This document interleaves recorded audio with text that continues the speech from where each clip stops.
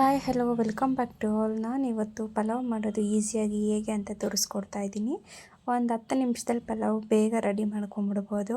ನಾನು ಮೊದಲಿಗೆ ಇಲ್ಲಿ ಜಾಡಿಗೆ ಕೊತ್ತಂಬರಿ ಸೊಪ್ಪು, ಪುದೀನ, ಬೆಳ್ಳುಳ್ಳಿ, ಶುಂಠಿ, ಹಸಿಮೆಣಸಿನ್ಕಾಯಿ ಮತ್ತು ಸ್ವಲ್ಪ ನೀರು ಹಾಕಿ ರುಬ್ಕೊತೀನಿ, ತರತರಿಯಾಗಿ ರುಬ್ಕೊತೀನಿ. ಮತ್ತು ಒಂದು ಕುಕ್ಕರ್ಗೆ ಎಣ್ಣೆ ಹಾಕ್ಕೊಂಡು ಪಲಾವ್ ಸಾಮಾನು, ಪಲಾವ್ ಎಲೆ, ಲವಂಗ, ಆಮೇಲೆ ಮರಾಠಿ ಮೊಗ್ಗು, ಸೋಂಪು, 2 ಚಕ್ಕೆ, 1 ಏಲಕ್ಕಿ ಮತ್ತು ಕಸ್ತೂರಿ ಮೆಂತ್ಯ ಹಾಕ್ಕೊಂಡು ಸ್ವಲ್ಪ ಫ್ರೈ ಮಾಡ್ಕೊತೀನಿ ಹಸಿ ವಾಸನೆ ಹೋಗೋವರೆಗೂ. ಆಮೇಲೆ ಒಂದು ಮೀಡಿಯಮ್ ಸೈಜ್ 2 ಈರುಳ್ಳಿನ ತಗೊಂಡು ಕಟ್ ಮಾಡಿ ಉದ್ದಕ್ಕೆ ಹಾಕ್ಕೊಂಡು ಇದನ್ನು ಫ್ರೈ ಮಾಡ್ಕೊತೀನಿ.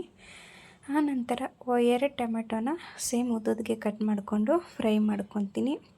ಇದು ಎಣ್ಣೆಯಲ್ಲಿ ಚೆನ್ನಾಗಿ ಫ್ರೈ ಮಾಡಬೇಕು. ಆಮೇಲೆ ನಾನು ತರಕಾರಿ ಕ್ಯಾರೆಟು, ಬೀನ್ಸು ಮತ್ತು ನೌಕೋಲನ್ನ ಕಟ್ ಮಾಡಿ ತೊಳೆದು ಮೊದಲೇ ಎತ್ತಿಟ್ಕೊಂಡಿದ್ದೆ. ಅದನ್ನು ಸಣ್ಣ ಸಣ್ಣದಾಗಿ ಕಟ್ ಮಾಡಿ ಮತ್ತು ಅದನ್ನು ಅದ್ರ ಕುಕ್ಕರಲ್ಲಿ ಹಾಕಿ ಎಣ್ಣೆ ಬಿಟ್ಕೊಳ್ಳೋವರೆಗೂ ಫ್ರೈ ಮಾಡಬೇಕು.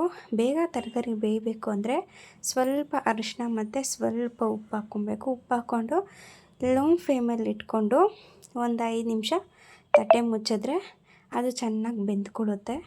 ಚೆನ್ನಾಗಿ ಬೆಂದಾದ್ಮೇಲೆ ಏನು ರುಬ್ಬಿಟ್ಕೊಂಡಿದ್ನಲ್ವ ಮಿಶ್ರಣ, ಅದನ್ನ ಹಾಕ್ಕೊಂಡು ಅದು ಸಹ ಎಣ್ಣೆ ಬಿಟ್ಕೊಳ್ಳೋವರೆಗೂ ಫ್ರೈ ಮಾಡ್ಕೊಬೇಕು.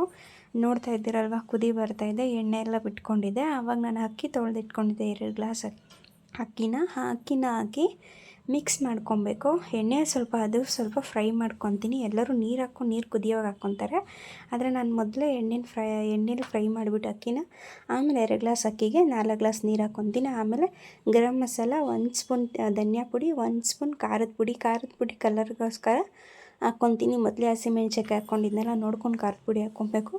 ರುಚಿಗೆ ತಕ್ಕಷ್ಟು ಉಪ್ಪು ಹಾಕ್ಕೊಂಡು ಲಿಡ್ ಕ್ಲೋಸ್ ಮಾಡ್ಕೊಂಡು 2 ವಿಸಿಲ್ ಕೂಗಿಸ್ಕೊಂಡ್ರೆ ಪಲಾವ್ ರೆಡಿ ಆಗುತ್ತೆ. Thank you.